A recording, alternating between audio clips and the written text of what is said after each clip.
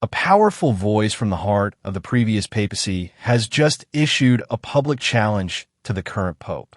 Archbishop Georg Gänswein, the longtime personal secretary to Pope Benedict XVI, has given an interview stating, in no uncertain terms, that Pope Leo XIV must end the restrictions on the traditional Latin Mass.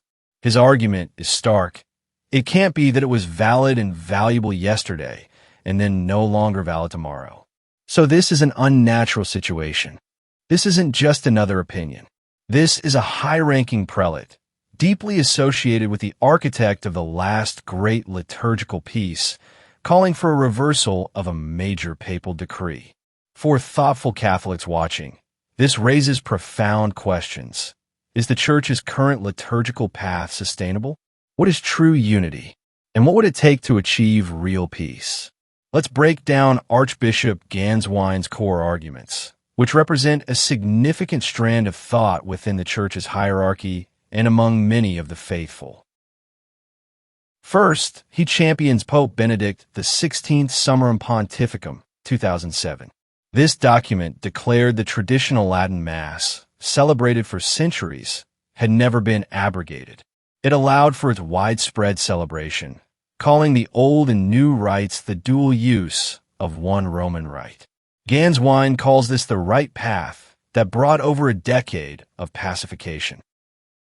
Second, he questions the very foundation of Pope Francis's Traditionis Custodes, 2021, which reversed course and severely restricted the Old Mass. Citing reports from journalist Diane Montagna, Ganswine stresses that the 2020 survey of bishops, which reportedly informed Francis's decision, showed the vast majority of bishops were ultimately satisfied with Summorum Pontificum.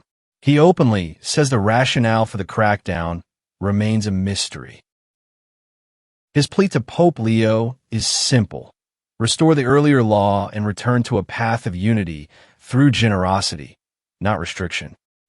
Ganswine is not a lone voice. He is part of a notable chorus of high-level churchmen who have publicly urged Pope Leo to reconsider.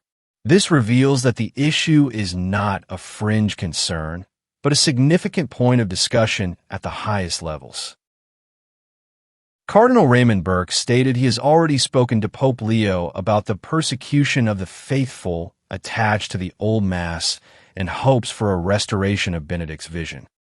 Cardinal Robert Sarah, the revered liturgist and former prefect of the Congregation for Divine Worship, also discussed the issue privately with Pope Leo. In his writings, Sarah has argued that the beauty, silence, and transcendent focus of the ancient liturgy are irreplaceable medicines for a secularized world. Cardinal Kurt Koch, president of the Pontifical Council for Christian Unity, said it is desirable to reopen the now closed door, agreeing that a centuries-old practice cannot simply be banned.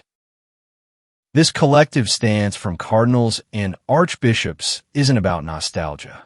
It's a theological and pastoral argument that the Church's liturgical tradition is a living, organic whole, and severing the faithful from a form that nurtured saints for over a millennium causes deep spiritual harm and fractures ecclesial unity. So, as a Catholic trying to understand this, what's the deeper conflict here? It transcends personality and becomes a clash of two visions for church unity and liturgical reform. Vision A, Ganswine, Benedict unity through mutual enrichment. This view, articulated by Pope Benedict, sees the old and new rites as mutually enriching. The TLM, with its deep sacrality, can remind the novice ordo of its own mystical, transcendent roots. The goal is internal reconciliation within the Church's tradition, trusting that exposure to beauty and continuity will heal divisions organically.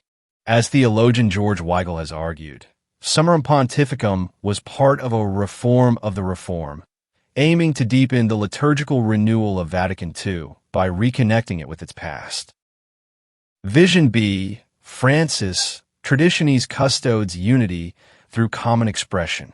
This view holds that unity is jeopardized by the coexistence of two distinct liturgical forms, especially when attachment to the old rite becomes tied to a rejection of Vatican II itself. The goal is uniformity for the sake of ecclesial cohesion, prioritizing the post-conciliar liturgy as the unique expression of the Roman Rite to prevent ideological divides from hardening. The critical insight for today's Catholic is this: the debate is not primarily about preference. It's about ecclesiology, the nature of the Church, and theology, how we encounter God and worship. Is the Church a broad, accommodating communion that can hold diverse liturgical expressions in tension? Or must it be a tightly unified body with a single, common liturgical practice to maintain doctrinal clarity? Archbishop Ganswine ends with a hope for pacification. But what would a lasting peace require? It likely wouldn't be a simple return to 2007. 1. Acknowledging different kinds of unity. True peace may require moving beyond the idea that unity equals uniformity.